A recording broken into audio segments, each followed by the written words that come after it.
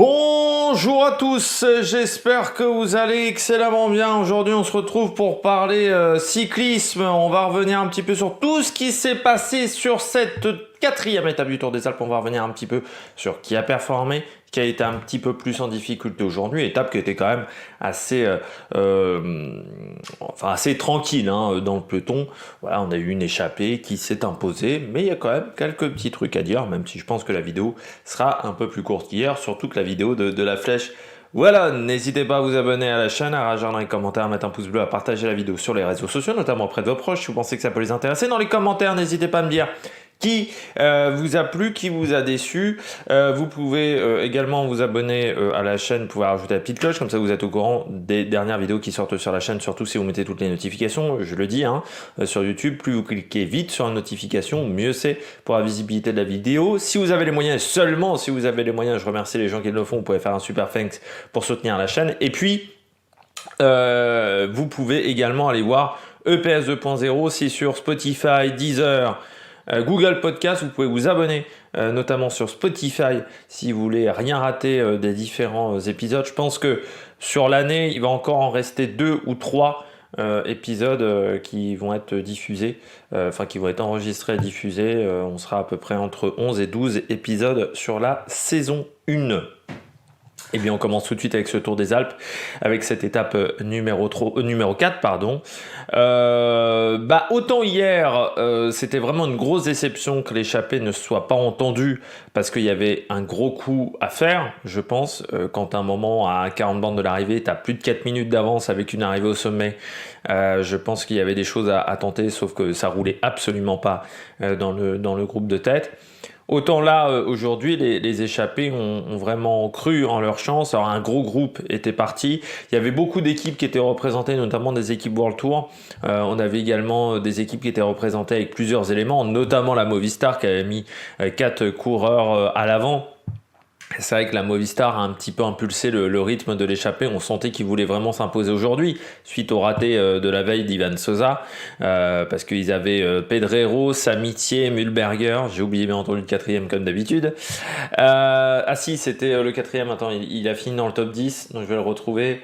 C'est c'est Oscar Rodriguez, voilà. Pardon, qui était le dernier coureur, qui était également dans cette échappée. L'échappée qui a pris de l'avance et puis qui a réussi à garder cette avance, hein, toujours aux alentours de 4,30 à 5 minutes, on va dire dans le final de l'étape. Et à partir de ce moment-là, on s'est organisé pour aller chercher la gagne. De manière assez surprenante, la Movistar a lancé Mühlberger. On aurait presque pu penser à Pedrero, pardon, plus pour aller chercher la gagne aujourd'hui. Il est sorti, il a rejoint Pellizzari et également le coureur de Noix qui était Torsten Traun. Et à la fin, ça s'est joué à 3. Avec la victoire de Mühlberger qui a été le plus fort aujourd'hui, peut-être aussi une meilleure maîtrise de la course qu'un autre coureur dont on va reparler un peu plus tard dans cette vidéo, mais qui s'est quand même montré et qui a fait une belle journée à l'avant. Eh bien, je crois que nous avons tout dit sur la présentation de cette étape. On peut donc commencer avec les coureurs au top. Attaque de Marlou! Premier coureur au top, et je pense que c'est une découverte pour pas mal d'entre nous et d'entre vous, viewers, aujourd'hui. Pellizzari, ça c'est la belle surprise du jour. C'est ça qui est toujours intéressant dans ces courses Pro Series ou d'un niveau en dessous des Pro Series, c'est qu'on découvre souvent des coureurs sur ces épreuves-là qui arrivent à se montrer. Et c'est vrai que sur ce Tour des Alpes, Giulio Pellizzari, c'est une belle surprise. Coureur qui a semalement 19 ans, qui a fini donc 3e aujourd'hui de cette étape du Tour des Alpes, 12e du général du Tour de Taïwan, c'était il y a quelques semaines, c'était au mois de mars. Le Tour de Taïwan, qui a des qualités en montagne et qui aujourd'hui a fait une très très belle journée. Il avait fini également 2e du GP Palio del Recchiotto, même plutôt, 15e du Trofeo Piva, 15e du Grand Prix Industrie et Argianato. Le Trofeo Piva, c'est une course pour les jeunes. Trofeo Legueglia, 34e en début de saison. L'année dernière, il avait fini 6e du classement des jeunes du Tour de la vallée d'Aoste, 5e de l'étape autour d'Aoste, 8e du classement de la montagne du Tour d'Italie du moins de Giovanni Under 23. 23. Il avait fini 5e contre la montre sur la dernière étape de la Carpathian Courier Race in Memory of Warclaw Felzak. C'est également une course junior. Et puis en 2021, 5e du trophée au Buffoni, 10e de la course de la paix, 4e du championnat d'Italie, également junior sur la course sur route. Donc voilà, c'est un coureur qui a déjà eu des très très bons résultats chez les jeunes. Bien entendu, ça lui a permis l'année dernière d'être recruté par la Bardiani, une première année qui n'était pas facile, où il a fait pas mal de courses encore foi espoir dans ses calendriers, mais là aujourd'hui, sur cette épreuve, il a vraiment montré de très très belles choses aujourd'hui. C'est vraiment bien pour un Giulio Pellizzari. J'avais dit il y a 2 jours, je crois, quand on avait parlé de la Bardiani, c'est dommage dans cette équipe parce qu'il n'y a pas forcément... Il y a des bons coureurs, mais ça manque d'une pépite, notamment en montagne, c'est d'un coureur qui est capable de jouer le top 15 sur un Tour d'Italie, par exemple, ce qui est capable de faire Fortunato. Ça manque d'un coureur un petit peu comme ça dans la Bardiani. Et peut-être que Pellizzari sera le futur dans les années à venir. Mais aujourd'hui, il a vraiment été impressionnant, notamment dans la montée finale, où il a vraiment fait un sacré numéro. Parce que derrière, dans l'échappée, il y avait du Simon Kerr, il y avait du Mühlberger, il y avait du Pedrero, il y avait Geoffrey Bouchard également dans cette échappée. Donc c'était vraiment une échappée de costaud, une échappée de coureurs qui sont aguerris également dans ce genre de choses.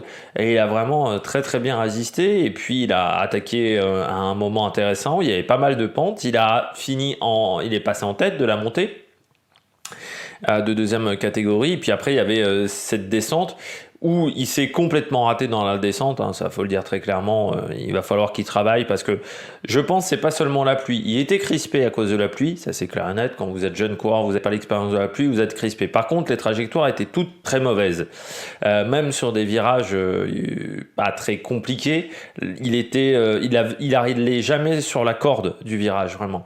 Il prenait pas toute la largeur de la route. Or, il faut vraiment essayer d'utiliser la largeur maximale de la route et c'est pas ce qu'il faisait Pellizzari. Et puis oui, il y a eu cette séquence avec le virage à gauche et puis ensuite le virage à droite, cet enchaînement, cette chicane en descente où là, oui, il l'a pris, mais alors complètement à l'envers. C'est un miracle qu'il a réussi à rester sur ses roues à ce moment-là. Et puis bien entendu, la descente, il a été repris par Trahen et Mühlberger. De toute manière, sur le plat, ça aura peut-être été compliqué parce que sur le sprint, on voit qu'il est un peu cramasse.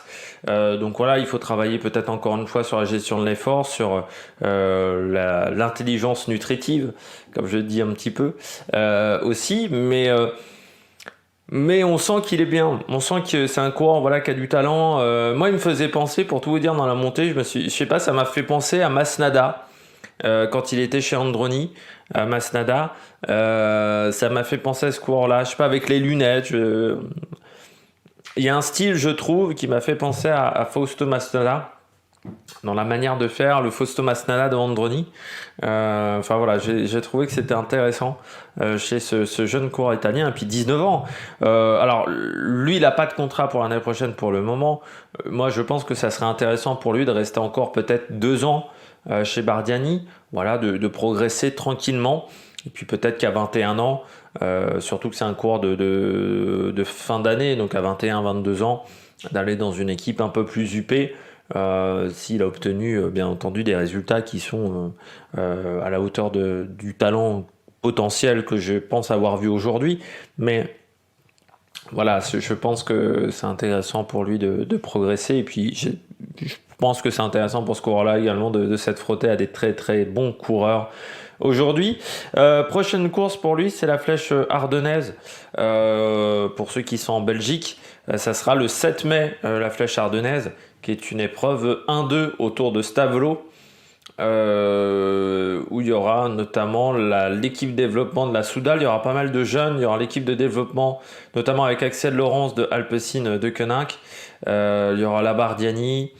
Il y aura également Morgado de Hagens Berman Axel, le vice-champion du monde junior. qui sera au départ. Il y aura Trinity Racing aussi. Enfin, voilà, il y aura des belles équipes de jeunes au départ de cette course. Donc ça peut être, pour ceux qui sont dans le coin, ça peut être peut-être intéressant d'aller voir du cyclisme, d'aller repérer ces jeunes coureurs qui seront au départ de cette épreuve. Il y a également la Conti, enfin la réserve, on va dire un peu d'Intermarché. Donc voilà, ça sera une course assez intéressante, je pense, à suivre pour voir des jeunes pépites. La 56e flèche ardennaise. On poursuit avec Mühlberger.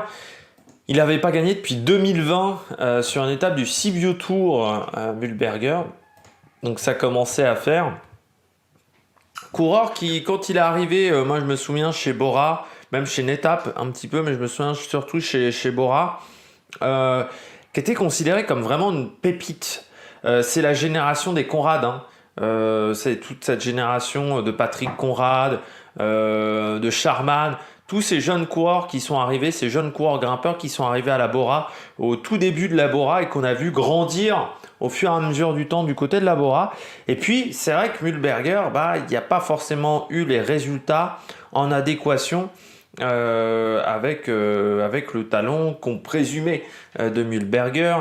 C'est vrai que quand on regarde son palmarès, il y a une étape du Tour du Benelux, donc là maintenant une étape du Tour des Alpes, le classement général du Sibu Cycling Tour avec 2 étapes, mais qui je rappelle est une course qui a lieu en même temps que le Tour de France, donc il n'y a pas forcément une grosse start list. Vainqueur également de l'Oberösterreich Rundfahrt, qui avait remporté notamment Alexis Guérin, vainqueur également de la course de la paix en 2015. Vraiment, il avait un beau palmarès, champion d'Autriche en 2017. Mais il avait un beau palmarès dans ses premières années, dans ses jeunes années. Il avait participé également au championnat du monde U23, 11e du Tour de l'Avenir, avec une 2e place du côté de la Rosière, Montvalaisan. C'était en 2015. Cette année-là, en 2015, il y avait qui au général du Tour de l'Avenir?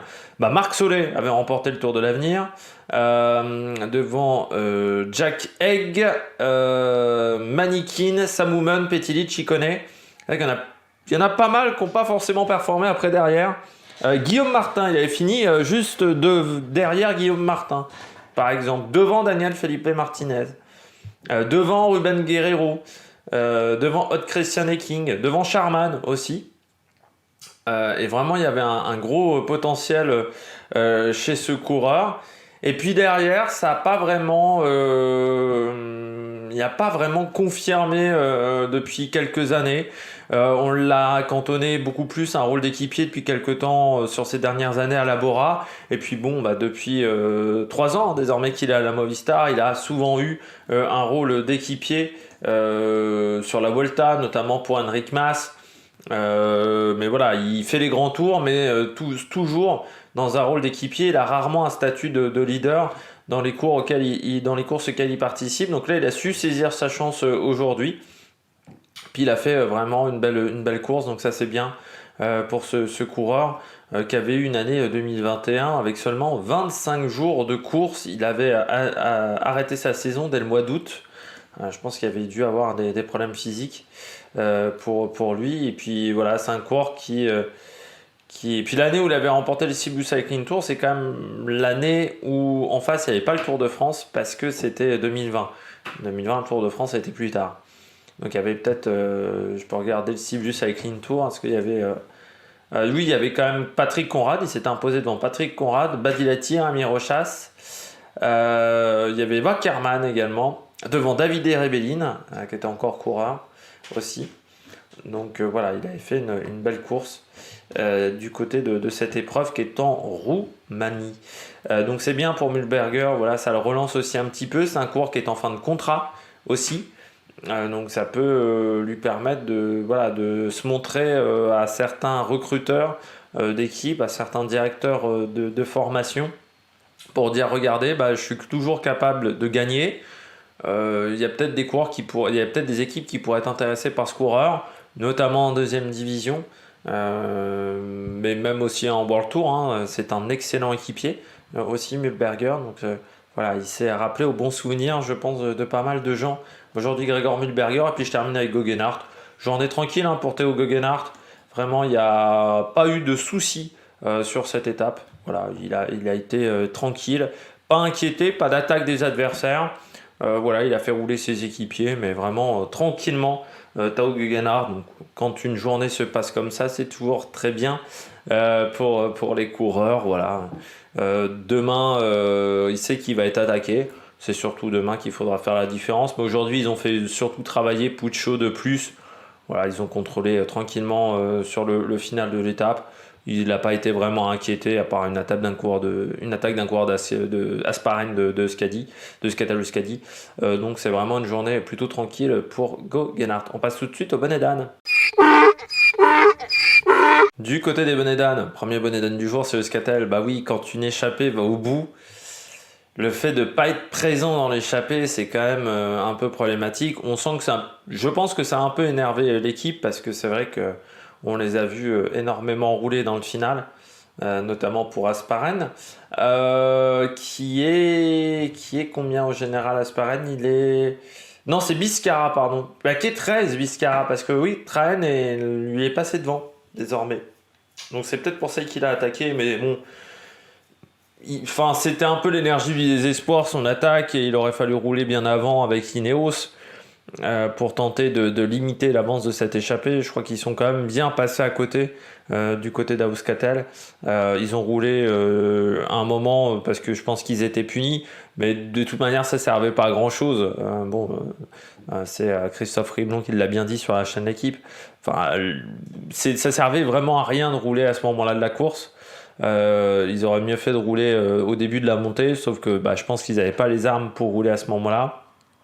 Puis c'est dommage de perdre une position au classement, parce que perdre une position au classement, ça veut dire perdre quelques points UCI. Alors entre 11 et 13, enfin entre 12 et 13, je ne sais pas si ça fait perdre beaucoup de points, mais c'est un peu dommageable. Bon, voilà. Après, il n'y avait pas grand-chose à jouer pour Euskaltel, mais rater l'échappée, c'est un peu dommageable pour une équipe comme ça de deuxième division, parce qu'on savait aujourd'hui que l'échappée pouvait aller au bout. Je l'avais dit hier.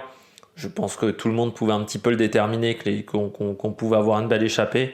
Donc il fallait vraiment se mettre au taquet pour ne pas rater la bonne occasion. C'est dommage, ils sont passés à côté du côté d'Euskaltel. Bon, peut-être que demain, ils auront également leur chance. Et puis, je termine avec Ben Hermans. Course très compliquée pour le coureur d'Israël. Et ça m'a permis de voir un petit peu sa carrière depuis quelques temps. Alors Ben Hermans, il est 28e à 9 minutes 47 au général. Donc derrière Pozzo Vivo et Ricciello, c'est pas forcément la course de l'année pour Israël. Et je regardais Ben Hermans le début de saison, c'est vraiment pas top. Donc abandon sur l'UAE Tour, 78e sur le Grand Prix de la Marseillaise, abandon sur le Tour de la région de Murcie, 54e de Milan-Turin. Vous allez me dire, c'est pas forcément le terrain où le plus fort. Seulement 24e de la semaine internationale Coppi-Bartali. Bon, vu le niveau sur la semaine internationale, Coppi-Bartali, il y a peut-être mieux à faire. N'a pas pris le départ du Grand Prix Miguel Indurain. Et là, sur ce Tour des Alpes, 29e sur les deux premières étapes, 28e sur l'étape 3, 42e aujourd'hui. Vu qu'il n'a pas fini dans le groupe des tout meilleurs, il finit à il finit à 5,40, donc il perd 2 minutes aujourd'hui par rapport à ses équipiers Pozzo Vivo et Ricciello. C'est quand même compliqué parce que Ben Hermans, c'est quand même un coureur qui avait qui a réussi des performances notamment sur quelques grands tours, mais surtout sur les courses d'une semaine. C'était un peu le spécialiste à une époque des courses d'une semaine. Il a remporté notamment le Tour de Man en 2017, Tour d'Autriche 2 années d'affilée, le Tour de Norvège, la Flèche Brabançonne aussi, là, ça avait été un petit peu plus surprenant en 2015, Giro della Poligno, qui était, je crois, sa dernière victoire, 2 étapes du Tour de l'Arctic Race of Norway, 2 étapes du Tour de l'Utah, une étape du Tour de Belgique. Enfin voilà, c'est un mec qui, sur ses plus de 15 ans de carrière, a eu pas mal de résultats sur ces courses-là, également équipier pour des grands leaders aussi dans sa carrière sur certains grands tours. C'est un coureur qui a 7 grands tours à son actif. Il n'y en a pas tant que ça, parce que pas forcément très bon en termes de récupération, mais il a fait quand même 14e d'un Tour d'Espagne. C'était cette course-là dont je me souvenais. Pas mal d'échappées également sur les grands tours. C'était plus les échappées même que les résultats, mais vraiment très bon sur les courses d'une semaine. Là, ça fait quand même depuis quelques temps qu'il n'y a pas trop de résultats pour Ben Hermans. En même temps, quand on regarde, il a 36 ans. C'est vrai que c'est un peu le problème d'Israël. Ils ont beaucoup de coureurs âgés, Froome, Woods, Fuglsang aussi qui est dans cette formation.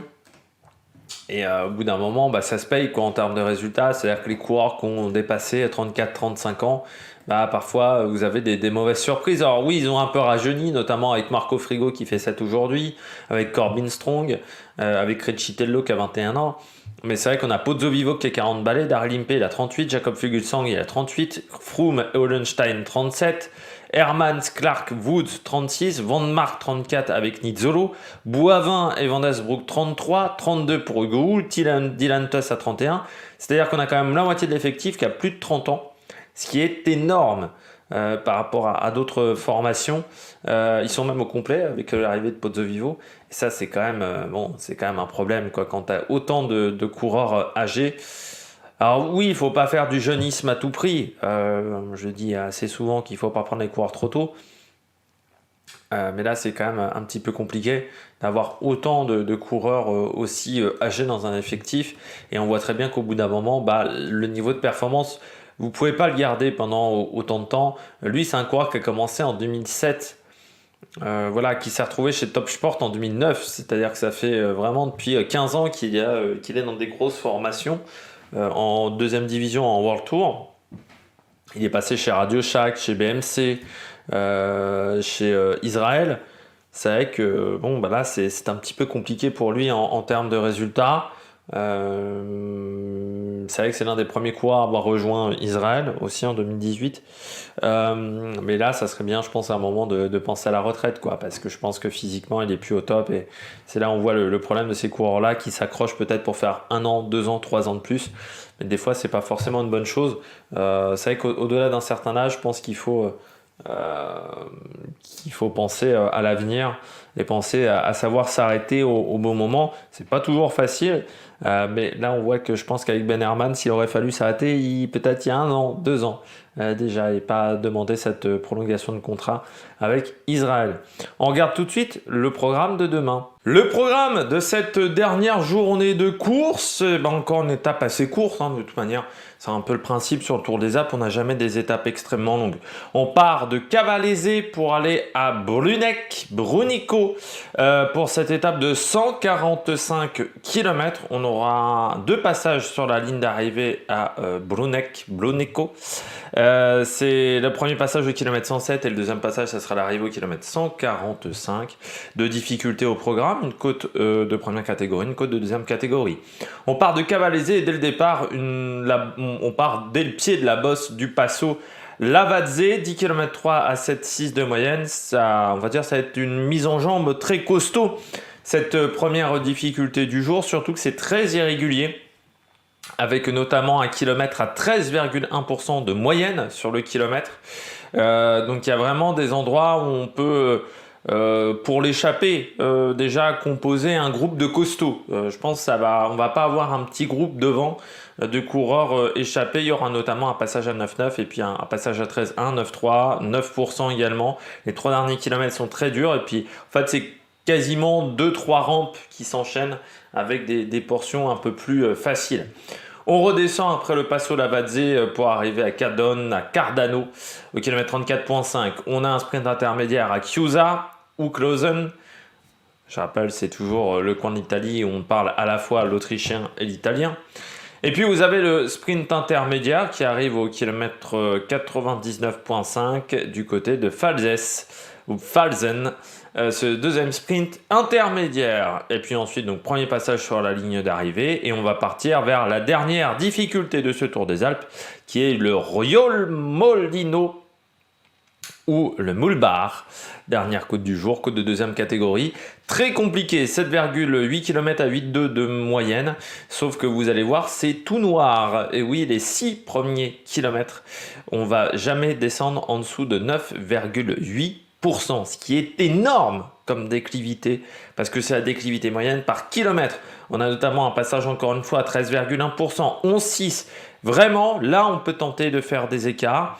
Vous voyez qu'ensuite, il y a une petite descente pendant 1 km pour reprendre un faux plat à 4,4%. C'est vraiment une montée de 6 km. Les 2 derniers kilomètres, on va dire, ne sont pas forcément très intéressants. Mais c'est une montée qui est très compliquée. Le sommet est à 20 km de l'arrivée. Le problème, c'est que ça ne descend pas tout de suite. Et oui, il y aura encore des routes en prise pendant 5-6 km après cette montée avant d'entamer la descente. Descente qui nous permettra d'arriver vers 4-5 km de l'arrivée sur du plat. Donc ça pourrait encore une fois permettre aux coureurs échappés de s'imposer. Mais bon, si Tao Geoghegan Hart n'était pas en forme, ou si des coureurs voulaient renverser le classement général, eh bien c'est la dernière solution. Donc je pense qu'on va avoir une étape animée, surtout dans cette dernière difficulté du jour. Il ne faudra pas rater la dernière heure et quart de course, parce que ça risque d'être très intéressant, notamment avec les sprints intermédiaires et le final. Et puis on rappelle que pour l'instant Geoghegan Hart il a 20 secondes d'avance au général sur ses différents adversaires. Et bien on se retrouve demain pour faire le débrief de cette étape. Demain on essaiera également de faire la présentation de Liège-Bastogne-Liège, sinon la présentation de Liège-Bastogne-Liège ça sera en ligne samedi. Et puis je rappelle que dimanche, on aura le débrief de Liège-Bastogne-Liège. N'hésitez pas à vous abonner à la chaîne, à réagir dans les commentaires, à mettre un pouce bleu. Et puis nous, on se retrouve pour de nouvelles aventures sur la Méric Production. Ciao, ciao!